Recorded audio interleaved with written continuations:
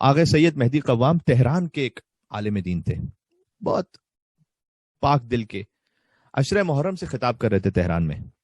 یہ بات ہے کافی پہلے کی، اللہ جانے کہ انقلاب سے پہلے کی بات ہے یا بات کی، لیکن اگر بات کی بھی تو فوراً امیڈیٹ بات کی بات ہے کہ جس میں تہران میں ابھی تک پرانا ایک ماحول کچھ علاقوں میں موجود تھا. تو وہ عشرہ محرم سے خطاب کر رہے تھے اور شام غریبہ کی مجلس ہوئی، تو جو منتظمین تھے وہ آئے ان کے پاس اور آ کر بہرحال عشرہ مجلس کا ہدیہ پیش کیا، اور انہوں نے کہا کہ جتنا ہم سے ہو سکتا تھا ہم نے آپ کی خدمت میں یہ پیش کیا ہے. اور وہ انہوں نے اسے کھولا بھی نہیں اس لفافے کو، بس چلے وہ. تو ان کے ساتھ ایک شخص تھا، کہتے ہیں میں جا رہا تھا ان کے ساتھ، تو کوچے لالے زار سے گزرے. اب یہ جو قدیمی تہران ہے اس میں کوچے لالہ زار جو ہے وہ اس کی جو شناخت تھی وہ بہت اچھی نہیں تھی. اس میں کیفیز تھے، اس میں کلبز تھے، اس میں مختلف گناہوں کے مراکز تھے. تو کہتے ہیں کہ ہم وہاں سے گزر رہے تھے، رات کا وقت تھا، تو ایک خاتون تھی اور بہت ہی نامناسب لباس میں سڑک کے کونے پہ کھڑی ہوئی تھی، اور سب کو معلوم تھا کہ یہ کیوں کھڑی ہوئی ہے یہاں پر. تو سید مہدی قوام وہ کہتے ہیں ان کے ساتھ جو شخص تھا اس سے کہ وہ اس طرف سڑک پہ جو خاتون کھڑی ہوئی ہے اس کو بلانا ذرا میرے پاس. تو کہنا سید کو کام ہے ایک آپ سے. میں نے کہا کہ قبلہ آپ علامہ ہیں، آپ کے سر پر امامہ ہے، وہ خاتون جو کھڑی ہوئی ہے آپ جانتے ہیں کہ وہ کس مقصد سے کس نیت سے کھڑی ہوئی ہے، لباس انتہائی نامناسب ہے. تو سید مہدی قوام کہتے ہیں کہ میں کہہ رہا ہوں نا بلاؤ اسے کہو کہ سید کو کام ہے آپ سے.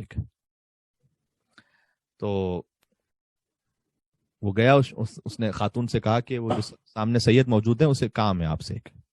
وہ خاتون آئی، اس نے بھی آ کر جب قریب پہنچی دیکھا کہ امامہ ابا قبا میں ایک عالم موجود ہیں، کہا آپ نے مجھے بلایا ہے.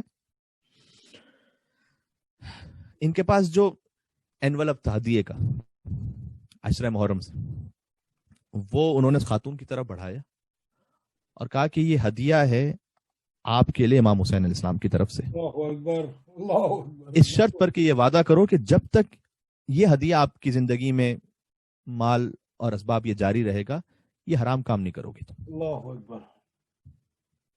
اسے ہاتھ میں دیا اور پلٹ کر دیکھا بھی نہیں، چلنے لگے. اچھا واقعہ گزر گیا، کیونکہ بہرحال تہران میں چاہے اس قسم کے گناہوں کے مراکز تھے، لیکن کیا کیا جائے کہ تھے تو وہی شیعہ تھے، وہ ان میں سے اکثریت، تو وہ خاتون بھی شیعہ تھی. اب فاسق العمل ہے. امام نے کہا نا کہ ہمارے چاہنے والے کی ذات پاک ہوتی ہے، اندر نور ہدایت ہوتا ہے اس کے.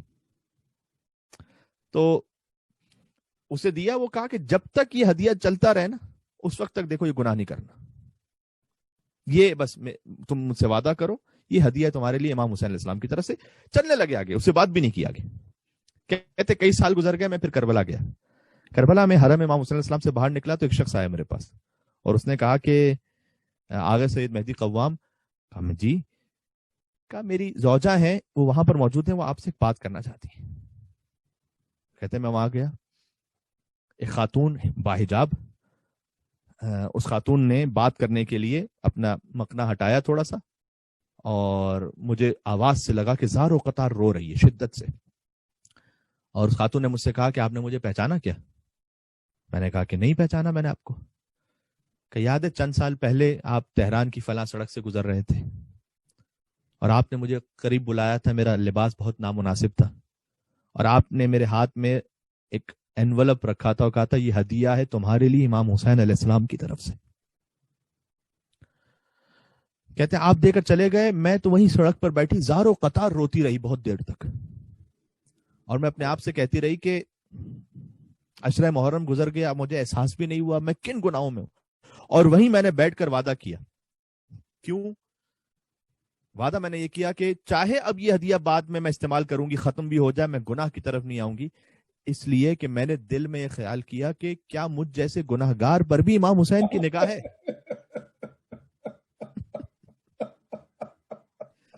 وہ اچھوں کی طرف تو دیکھتے ہی ہیں کہ ہم جیسے گناہگاروں کی طرف بھی دیکھتے ہیں امام.